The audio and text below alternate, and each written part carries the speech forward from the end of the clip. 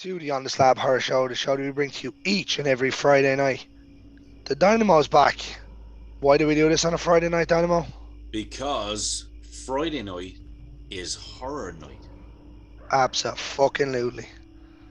Yeah. Um, Welcome back, sir. How are you? I'm very good. I'm very happy to be back, and I'm really happy to be back with the particular guest that we have on. Mm. I'm really looking forward to this conversation with a very interesting man. We've been talking off air as well. Um, I can't wait to hear some of the stories that we're about to dive into, just like a saber-toothed tiger. So, without further ado, Greg, introduce our a beautiful young um, guest. This is a man that needs no formal introduction around the horror world. He's particularly known for the zombie helicopter zombie from the 1978 Dawn of the Dead, which was obviously directed by the great George A. Romero. Mm-hmm.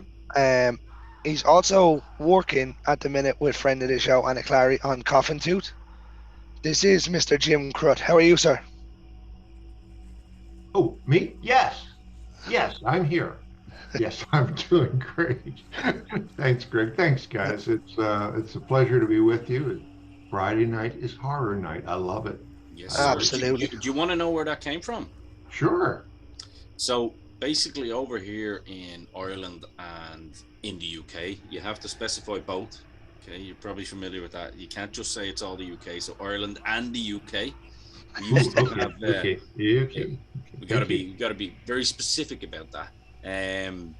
We used to have a channel which was a UK broadcast channel, which was called Channel Four. Now, the Channel BBC, which 4, yeah. everybody's heard of as well, also ran horror stuff on the weekends, but they used to do it kind of midnight, Hammer House of Horror and stuff like that, which I'm sure you're familiar Yeah.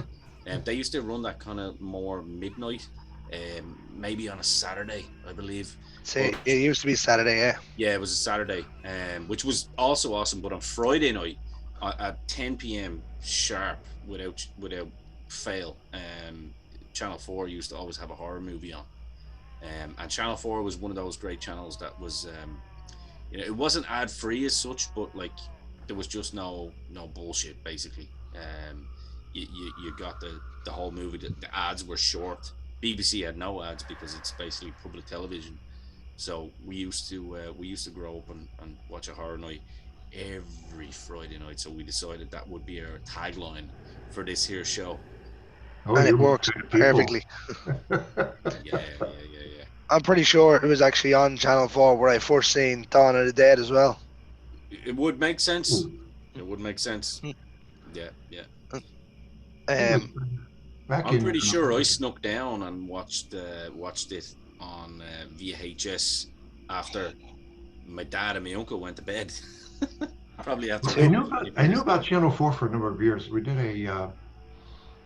I used to work in theater in Pittsburgh, Oh, cool. Pennsylvania, and the theater company I worked with, we did the Fringe Festival in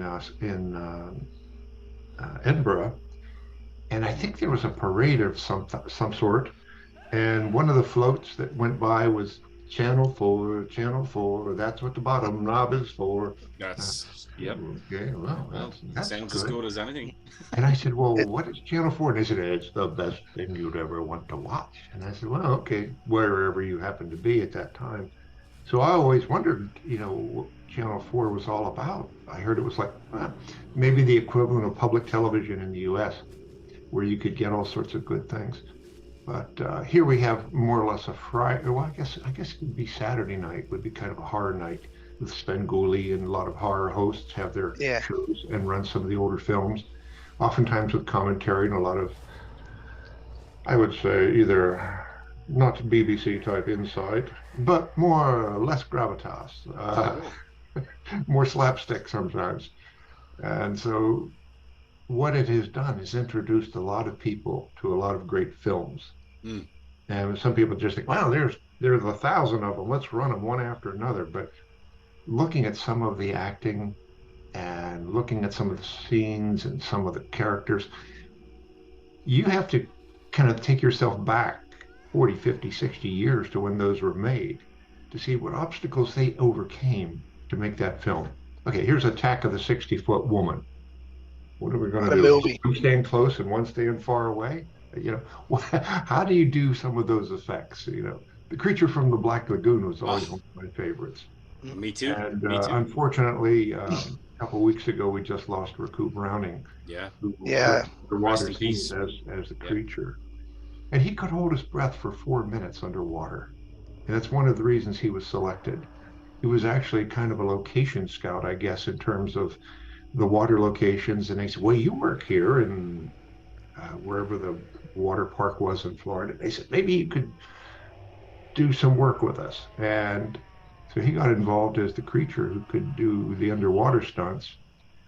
And I'd met him on a couple of occasions. And I thought, those occasions, I just wanted to spend more time asking lots and lots of Mm. questions because those were my boyhood heroes.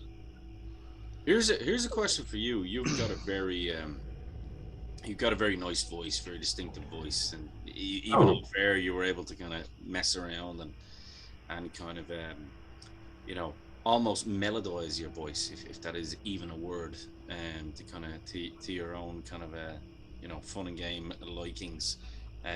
One thing that for me, Greg and Carl, who's not on the show, but Carl sends his best. Um, he's devastated he can't be here. he is. uh, But one of the things that I've always really been intrigued by, and I found that the older I've gotten, um, is that I love looking at old movies, whether it be old Sherlock Holmes movies with Basil Rathbone. I think that mhm. they're absolutely fantastic. Some of the thrillers that um, you know that you see in the black and white pictures, was the voice was pretty much what you had, you know what I mean, and just the facial expressions, no CGI, nothing like that. So Yeah. the question I have for you is, who would you say in your opinion has the best voice in horror history? And there's a lot of candidates here. You've got Oh the likes my. of Vincent Price, you've got Christopher Lee, you've got so many, like so many, but a personal favorite, I suppose. In some ways, it's what carpet goes with the room. It Depending on which horror film you're talking about or which aspects, there are some narrators and some voices which, when you mention Vincent Price, that comes to me, and it really sticks to the wall in terms of a good choice Sure. because he was distinctive for one. He Absolutely. was precise, and there was something in his voice that allowed you to feel something was coming. Mm. There was Yes.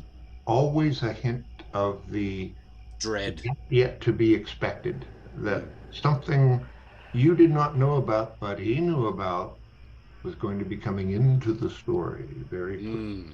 Hmm. Even when you listen to him talking in the original House on Haunted Hill, Yes. you're just like, you're a creepy motherfucker.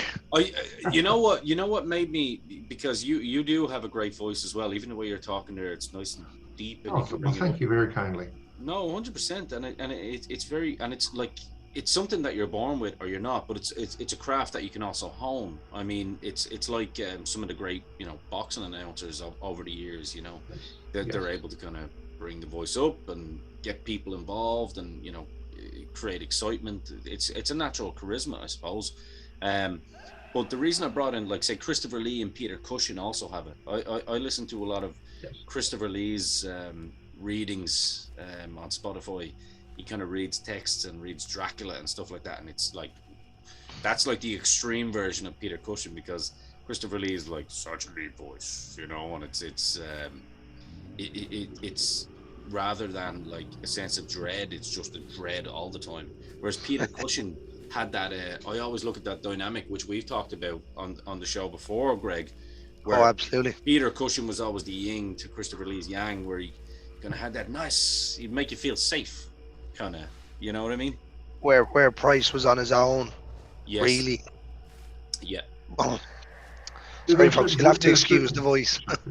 no, there are certain voices I think that you're drawn to in terms of uh, musicality, let us say, but in terms of the storytelling and the pacing and Sure. how they convey what is about to take place or build the excitement with what is happening now and keeps you on the edge and keeps you and the story moving forward because you want to find out what happens next. No, it's a various set of circumstances. I have absolutely no circumstances. I get up and I talk, but I know there are times I'll hear something say on the radio or on TV, and I really I find that voice interesting, and I'll try to see if I can mimic that, and I can't necessarily do that, but it's an interesting exercise. What does it take to make that voice? How does it happen? Hmm. Is it solemn? Does it go here and there, or does it just what does it take to make a good voice? Because you can watch a horror film, and if the audio is bad, Oh, it's done. yeah, you're absolutely right. That's it's such a large part of what your experience is. It's one of your major inputs. I mean, you can close your eyes and you can hear it just like a radio, but for those who can't necessarily hear, Got a oh, hi, friend. Got a friend. He friend. jailbreaked. Yeah. But you're absolutely right. Like the sound in a horror film makes it. Yeah. We've obviously seen it throughout the years. Jaws had it with the great score and the pure silence. The 78 Dawn of the Dead had it. In terms of nothing flashy but perfectly sounding. Um, but then you get movies like take Blade for instance, where they had the loud techno music going and it fitted perfectly. But then I watched one that was very similar to it and it had the same kind of thing and it just doesn't work. So like noise, sound, talking, it's all important for more so for horror than most films because it's building. One of the things a lot of people do, and when a movie is over in the theater, they get up and they walk out. I always stay and watch the credits because those you'll remember one or two actors perhaps from the movie, and you'll think, oh, they're just absolutely wonderful. But you look at all the people who made them look wonderful. Mm. And unless you can totally appreciate what goes into a film, if you've been on a film set and you know that, gee, there's sound, well, we got to stop, we got to do that again. And you say, why? And you say, didn't you hear that? No, I wasn't listening for it. Well, we have to take out, with those crickets or that plane that went by or that car that went by. And then in the final edit process, who's doing that? And what is the sound that they're listening to? What is it? Is it just the graphs and gauges they're looking at that says, oh, that's the optimum, that's what we need? Or are they kind of actually listening at the same time? So it's a matter of artistry the whole way through the making of a film. And it's like Robert Goulet, great actor, comes off stage and show's over, he leaves by the stage door, and there's this woman says, oh, Mr. Goulet, you think of the most clever things to say. Okay, great. Which is to say, he didn't think of the script. He didn't think of the lighting. He didn't think of the sound, the design of the theater where his voice can carry, how the curtains and the baffles are done. All of those things are done by somebody else, somebody who knows what the heck they're doing. That's a great segue, and I'm sure Greg was going to ask this anyway. Romero, Mr. Romero, what was he like? What was he like? Well, at the time, he was very much alive, and I mean that in the best sense. Mm-hmm. Big, well, he's always been described as something of a big teddy bear of a man, with about as tall as me, standing up, around 6 feet 4 inches, and broad sort of face, but large glasses, for which he's known in always has the glasses. Yeah. But a personality, as someone you would want to go have a beer with, somebody you want to go to have lunch with, go do this with, go play cards with, somebody who trusted the people we worked with and saw in them maybe even something they did not see. Now, George, I have to tell you, did not cast me in Dawn of the Dead. Tom Savini cast me Oh, for the helicopter zombie role because Tom was working with George on Dawn of the Dead. And I asked Tom how he got the role and for makeup and special effects. And Tom said, well, he was talking with George, and George said, well, Tom, how many ways can you think of to kill people?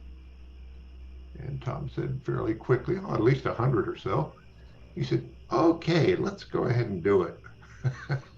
I mean, you're talking about easily the best zombie director ever, bar none. Well, I think George had a lot of insights into not just what zombies are, but what people's responses to them are. He was asked on a radio show well, several years ago now. Um, well, you're known for this genre, you might say, of zombies, and um, why do you think they're scary? He said, well, first of all, we never really called them zombies. They were just the undead sure, or ghouls. sure. And in later life, they became known as zombies. Yep. Uh, he said, but really, what is frightening about them is that they are your neighbors. If you think about what you would do in a disaster, if something terrible happened, you would call on the people you know, your friends, family, your neighbors. Well, when your friends, family, and neighbors happen to be the new problem, where do you turn? So really, it kind of rips out the underpinnings of our whole security. Where we stand is suddenly gone. We have to find new ways to move around and to, I wouldn't say coexist, but just to stay alive in a land that is apocalyptic and full of zombies. That's kind of the Do you know what? genius behind it, I've isn't it? You know? I've never ever thought of it that way, Yeah. ever. It's that's the Thinking about genius behind it. uh, Yeah. Yeah. when your friends and your family are now the problem. And then Like, to go to the next part, then Greg, when you think about that, that's not the problem. Then you need a guy who can bring that visualization that's only in George's head to life, so to speak. Probably the wrong word. You're bringing it to life essentially, but you're bringing the dead to life, to dead. and Uh, then you bring, and then you bring probably the best special effects Not person in the probably business. the greatest. Yeah. Like I'd say it's between him and Rick Baker, Mm. and maybe Greg Nicotero. Yeah, I think But so. the Well, effects if that you're familiar, excuse me, if you're familiar with Greg Nicotero worked with, for those who are not familiar, executive producer of the Walking Dead series. yeah, Mm-hmm. Greg worked with Tom Savini Yeah. on Day yeah, of the Dead. So I think his birth in that land was one of this type of creature is the zombie. And so several years went by after Dawn of the Dead and Day of the Dead, and you had these very fast moving running zombies, the remake of Dawn of the Dead and all this other cool stuff. Walking Dead, again, slow walking zombies. And I think that's that connection that Greg had with the Romero universe. yeah. Those tend to be more memorable than all the running fast moving ones. And somebody asked me, what are your thoughts on that about the running zombies versus the shambling walking? Two things. One, I forget what the second one is, so I'll just tell you the one. If you're watching the remake of Dawn of the Dead, which is a fine movie on its own, it's just a different movie with the same name as Dawn of the Dead. A person's walking down a hallway or an alleyway and it's maybe dark and something jumps out of the darkness and grabs them and then runs after them through the dark. Okay, something jumped out at them. In the Romero universe, if I may, um, you see them coming. Yeah. That's the scary part. And maybe they're not running fast, but there are an awful lot of them. They are a big bunch. of creatures and critters, and again, your former neighbors, you've got mixed feelings about them. They're people you know. There was a play done in Pittsburgh called The Revenants some years ago, and it was about uh, this guy whose wife and child had turned, but he couldn't bear to leave them. He was hoping they might somehow get better, so he kept them in his apartment, kind of chained up. Uh, Meanwhile, the rest of the apocalypse is still going on outside, but there's always this hope and expectation that the ones you love are going to get better. You don't want to destroy them. I mean, why? How could you possibly kill them, even though they're a threat to your own existence and your own life? So there's these kind of conundrums. And when you get into George's head, then you start talking about the social strata, the social interactions of groups of people we might be maybe not like, maybe be afraid of. You have the bikers who come into the mall in Dawn of the Dead, Yeah. and terrorizing and terrorist sort of group there. Um, but they have their own motivations. They know what they want. They want a piece of the action. Those who have the mall, the very small party of people, they've done all of this work to make the mall their own and their home. Well, what about them? Uh, who are we, in the end, identifying with? And I think when you start to look at the characters, man, I want to be like, that guy's a hero, or that guy's a whip. I don't think I want to be like that. Yet on the other hand, I've got some feelings that I can understand why that guy is that way.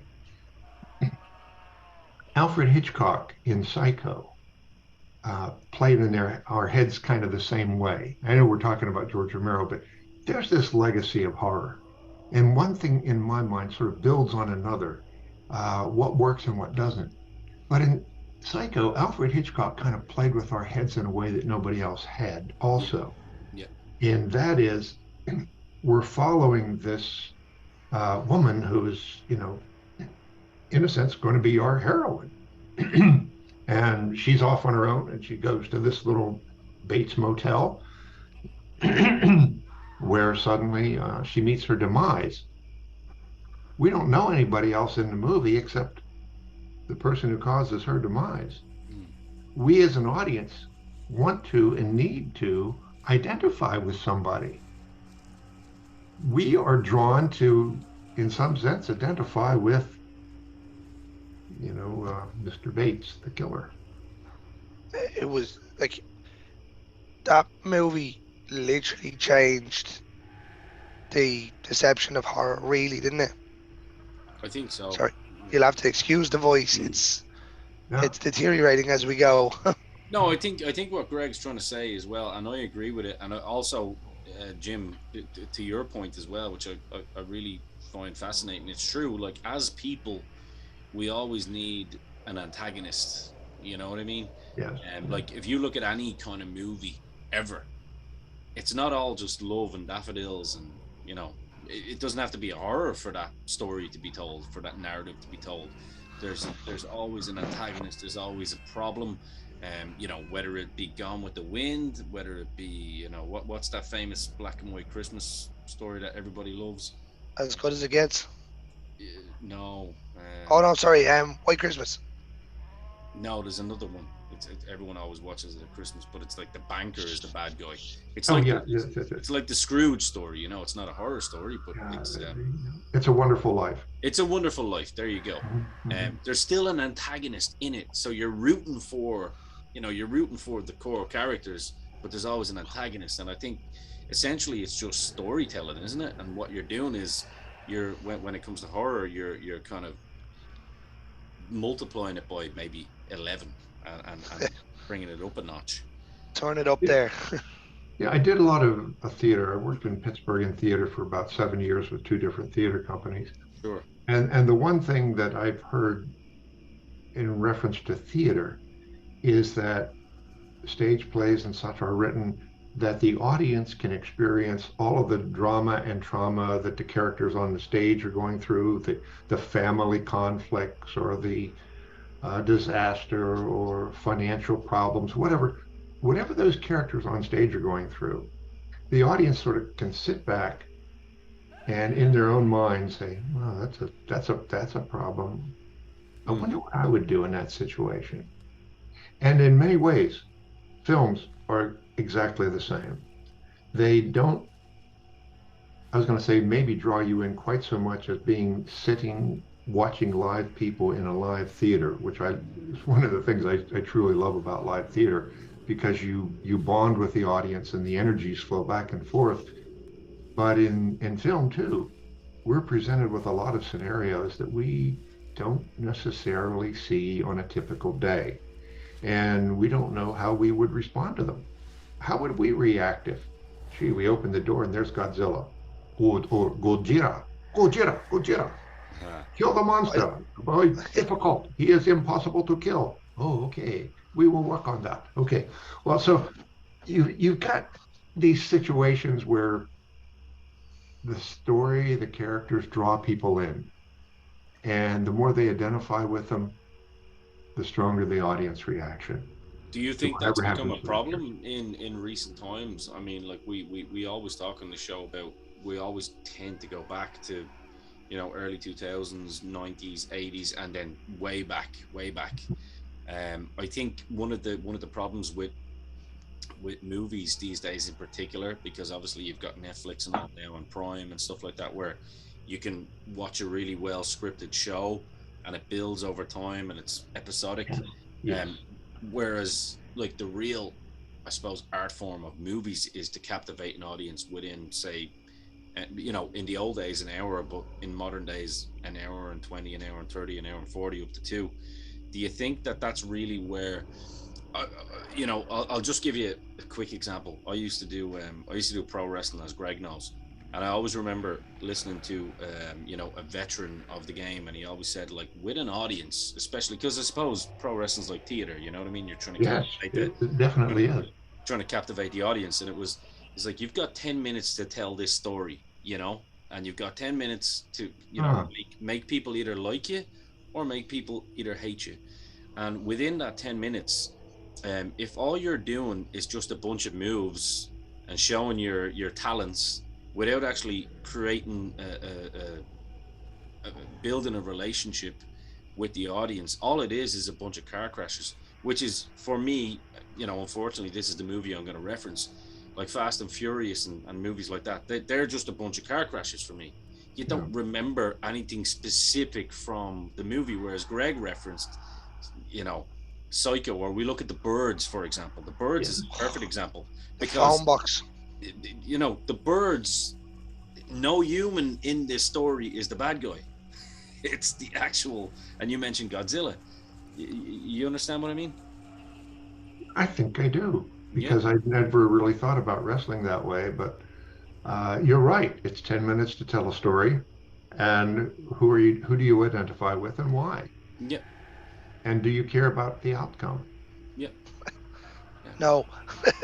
Am I um, emotionally invested in this guy or that guy? And it's the same with theater. It's the same with movies. It's basically Yeah. just storytelling 101, full stop. Dependent, doesn't matter what derivative of storytelling it is. It's storytelling.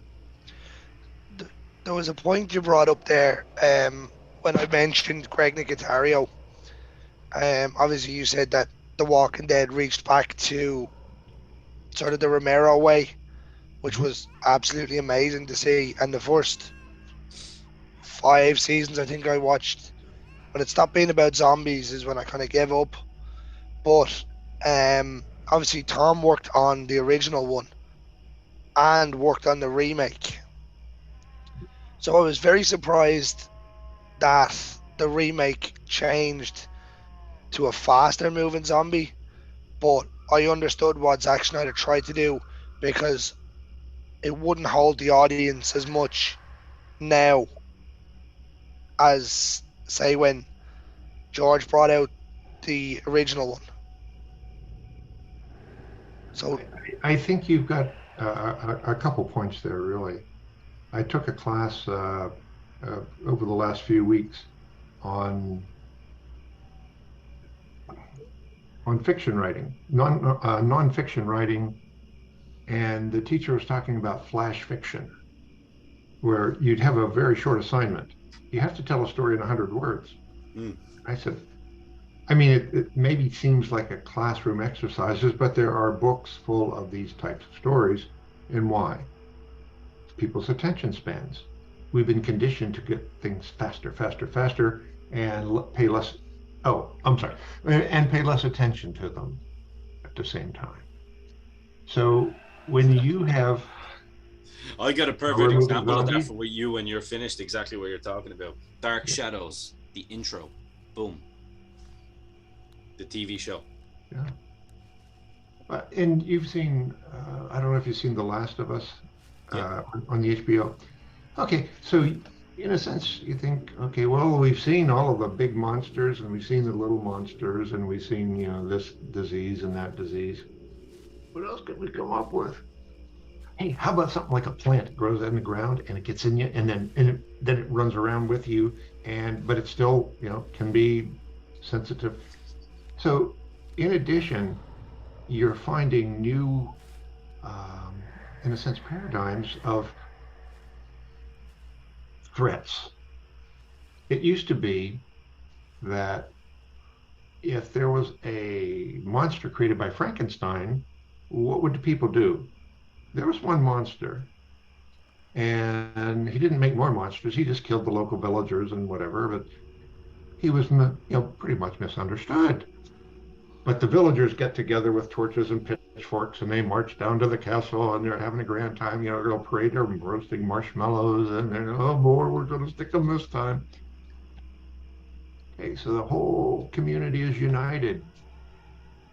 And then you get into creatures like Gojira or, Mothra, or things that are so big that, what do we do? The monster is huge. It's not like one person, like a Dracula or a Wolfman or an Invisible Man that we all have to unite to try to do. And even with Godzilla, well, they're big feet stamping down Tokyo and knocking down power lines and everything. So we've evolved in terms of our appreciation for some of the types of monsters and threats. Oh, we've got this asteroid coming from outer space. Oh boy, we haven't seen that before. Let's watch and see what we do there. Okay, gee, it was too bad the world ended, but it was a great movie. The next thing then, okay, the interpersonal things, that play on our basic fears and our basic loves. What are the next iterations of threats and fears that we're going to be seeing in horror? Yeah, that's where I was going with, because for me, it's like I always find that the greatest stories and what a lot of great writers are doing is that they're showing that humans are the problem, not the monsters. Frankenstein, case in point. Um, King Kong, case in point. I mean, he's a sympathetic figure. Um, you know, Godzilla has evolved from toxic waste and etc. etc. It's like humans are always really the core problem. But like what you say, and that's kind of underlining, and like a lot of people don't see it that way, but like it essentially is what it is. You know what I mean? And but but the way they do it is so good, and you're right. Like it's like, what way will communities react? I mean, at the end of the day, there is one monster in Frankenstein, and it's not the one that's walking around like this. It's the guy that's created him. You know? Yes. It's actually Igor. Yeah, yeah. Igor's just got a bad hump. God bless him. But Everybody wants him as a pet. He's so adorable. Absolutely. But well, especially in Young Frankenstein. Anyway. Oh Jesus! What a movie! You got the hump? No. But it kind of brings it around full circle to, gee, now we've got this whole community united against the monster, except the rest of the community has turned into some kind of a zombie. Yep. Monster itself. So I think that's some of the brilliance that George Romero has brought to Night of the Living Dead, Dawn of the Dead, Day of the Dead, his other films. And Tom Savini, who did the makeup and effects for Dawn of the Dead, he did a remake of Night of the Living Dead. And I just think that's a beautiful film. I think he did a wonderful job with it. Now, It's a bad rap for some reason. Pardon? It gets a bad rap for some reason. I think a lot of remakes get a hit just because they're a remake. But There I are think, some. There are some that are very good. oh yes, there are. And I think Night of the Living Dead, the remake, I was very pleasantly surprised with. Now I have to divulge that Tom is not paying me to say nice things about him or anything. It's just that we were in college together, and I mean, if we you if worked in you'd theater like, you could together. drop him. You could drop our name to him and see if he jump on here. But I'll say nice things about him. But you can tell him that me in particular is a very big fan because I did, you know, say at the very start that he's the best of all time. So that's all I'm saying. No, no, I mean his reputation and his work has to stand on its own, Mhm. and Amazing. and I think it has met whatever kind of test that fans have put to the kind of horror they want, the kind of effects they want, and the surprises, the jump scares, everything that comes with it. But Tom and I had gone to college together. After college, Tom went to the Army, U.S. Army, in Vietnam, as a combat photographer. Uh, During my time over there, I was a combat medic. We both had those kinds of wartime experiences Mm, and seeing things that were not very pleasant. sure. But to Yeah. come back, I found myself back in Pittsburgh, and Tom knew what I was able to do in terms of stage work, in terms of movement, whatever. He asked me if I would do this role in this George Romero film That's called right. Dawn of the Dead. And I said, sure. I've got a break for a couple of days. You know, we're traveling. We're a repertory company. We're on the road. You can work me in. We'll do it. Boy, God, I'm so god awful thankful that he worked me in, and that he could, and that I could finally become the helicopter zombie. It's just been a huge amount of fun meeting fans from everywhere who love the Romero films Yeah. and Dawn of the Dead especially. I mean, like you're known as the helicopter zombie, right? Yes, When you look at zombie films in general, there's never ones that really stand out. Stand out. Obviously, Tarman, um, yours, um, and maybe say Nemesis from Resident Evil, things like that. But there's never very many. So to be held in such high regard as the helicopter zombie and still be doing conventions, what, 40 odd years later? this will be the 45th anniversary Yeah. for Dawn of the Dead. There's a Living Dead weekend in Pittsburgh at the Monroeville Mall coming up the second weekend of June. And 6 stores in the mall will have all Romero guests and vendors, behind the scenes mall tours, and panel discussions. Tom Savini's going to be there doing a photo op, I believe, with a screen used motorcycle with sidecar, holding a machete.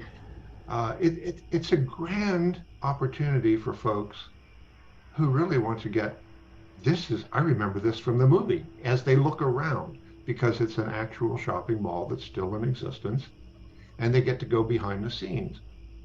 Now, going on, I guess, 8 years ago, I was asked about maybe doing a small convention in Manchester in England. And I said, well, It who didn't else? it didn't happen to be called For the Love of Horror, did it? No, it's called Weekend of the Dead.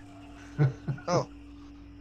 And it was going to be just Romero based for a large body of fans who could not really come to the U.S.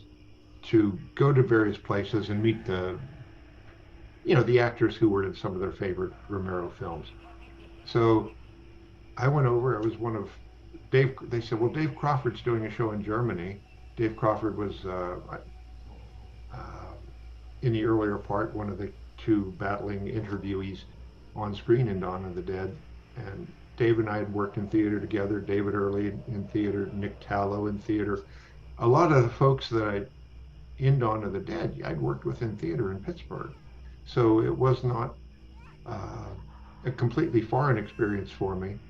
But that show has gone on in Manchester now for, well, I'll be there in November with I think probably 9 or 10 other guests from Romero movies. And you talk about unique zombies, and I think the fact that Tom Savini tried to create unique, because that deaths resulted in unique kinds of zombie appellations, as it were. That, okay, now you have the machete zombie who gets the machete in the head. Ah, there's the nurse zombie. Well, how do you know that she's a nurse? Because she looks like a nurse. She's dressed like a nurse. She has the nurse sign on. And that, Um, do you remember the screwdriver zombie? Vaguely. Get the screwdriver in the side of the head.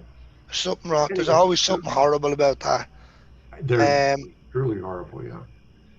but you said you're going to be over in Manchester in November. Yes. What dates in November are you in Manchester? Oh, I'm afraid you were going to ask me that. You'll have to check on Weekend of the Dead. I can't pull that one out of my other ear, but 'Cause we're actually going to be over in Manchester in November.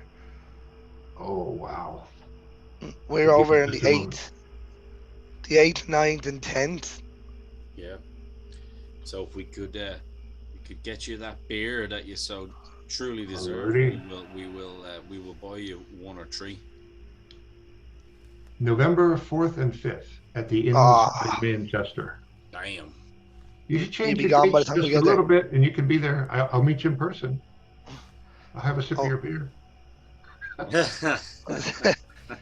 I'll tell you what, if you ring my boss and Ian's boss there and tell them that they need to come over a couple of days earlier, we'll go with it. And we're not talking about our work bosses, we're talking about our actual bosses. Oh, okay. I comprendo. Yeah. Comprendo. Have fun with that. Well, look, it's like for me personally, I'd love to get you on again, and maybe Absolutely. when we get the King on and Tombstone on, it'd be cool just to maybe bring you on again and look at maybe your top 5, top 10 horrors of all time from your perspective, and maybe your reasons why. That'd be pretty cool just to kind of see what way your thoughts are. So that could give you a nice little bit of homework and a project I hate to. homework. Well, you know, But for Don't we you all? guys, I might do that. there we go. There we go. That's perfect. I would Um, love to. I'd love to be back with you. It's great talking with you guys. It really is. 100%. as I says, we don't want to keep you all day either. We know it's sort of mid-afternoon for yourself, so we didn't really we touched on obviously Dawn of the Dead and George. I know you have a back catalogue of other stuff. But have you any new projects that are coming out? Yes, there will be a film called The Only Ones. I have a small part in that, probably later this year.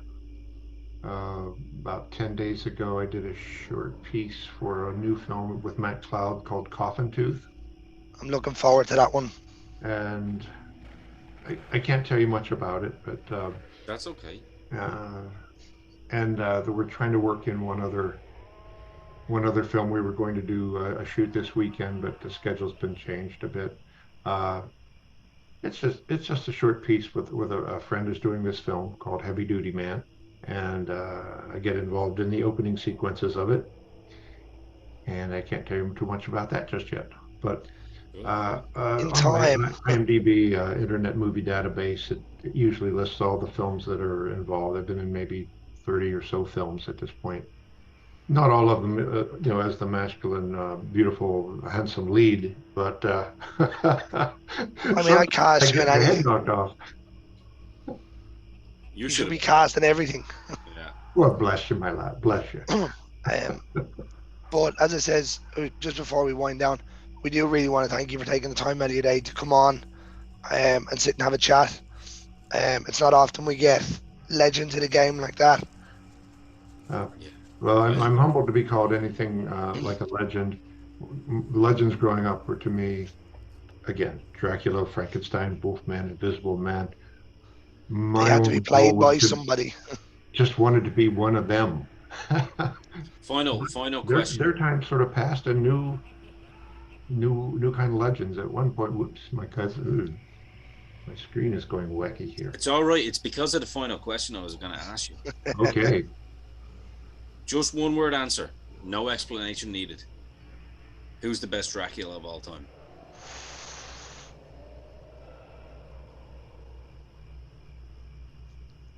He's got to match one of us. I know, I know.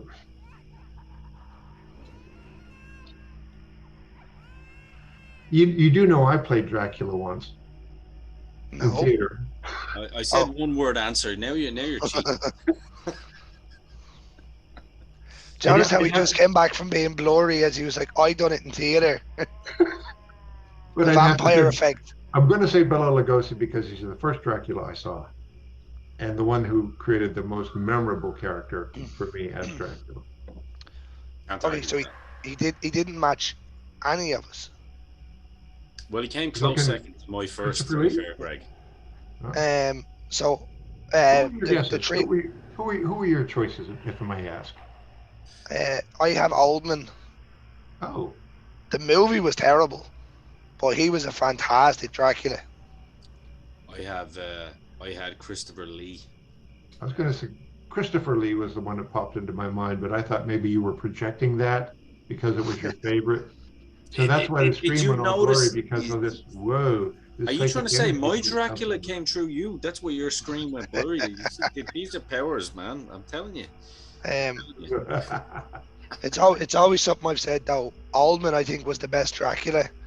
Ah, Christopher Lee had the best movies, but Bella was just something different. For me, very different. I don't put Ullman in any of the conversation. I think personally, just for me, and that doesn't mean I'm not a Gary Oldman fan. Um, and I'm or nor does it mean that I'm not a fan of the movie. I just think what it's kind of like without Jack Nicholson, there's no Heath Ledger Joker. You know what I mean? Um, and what I just think what Bela Lugosi done was so unique. I agree with you. It's so unique. It's just the facials, you know what I mean? The whole eyebrow and The stuff like eyes, that. You and know, and the voice and, and the and the feeling that voice. okay, this came from another country. Exactly. It Exactly. was It wasn't not from nobody the knew it. soil of the United States. Whereas then you see Christopher Lee coming in, hello, I am Dracula. And it's like, Yes. oh. But Hello, Trick, yeah. he's like 6'4" and looks like he's gonna kick your ass. Legit fighter pilot, war vet. But Yeah.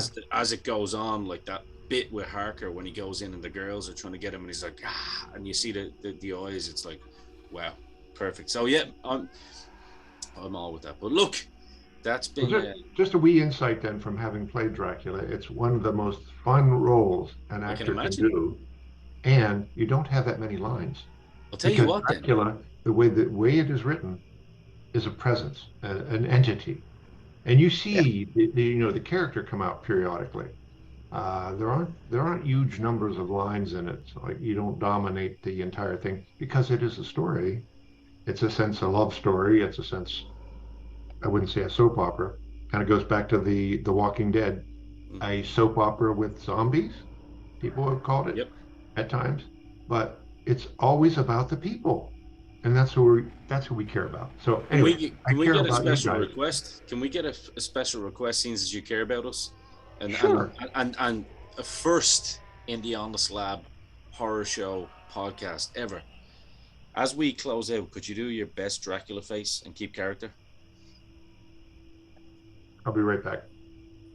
Okay. here we go.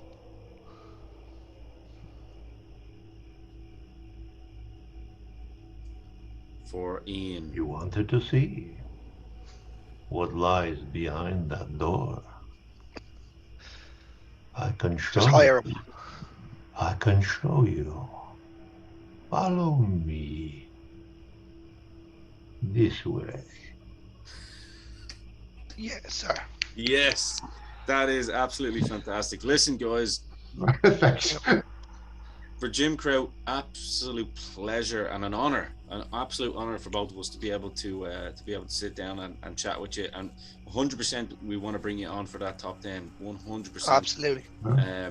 Really, really is an honor. Fair play to Greg for getting this set up because it's really enjoyed myself sitting down and shooting the chat with you. It's always a pleasure to share the joy that's inherent in all the It horror films really and the is. community that it builds. So it is my pleasure, and thank you so very much for having me on. Thank you for coming on. Now, Dynamo, Thank you, sir. will we close it out the way we close it out every week? Let's This go. one might be a bit. This one might be a bit more fitting now. Go on. This might come from a man that Jim knows. In the words of the great George A. Romero, ladies and gentlemen, stay scared. Stay very scared.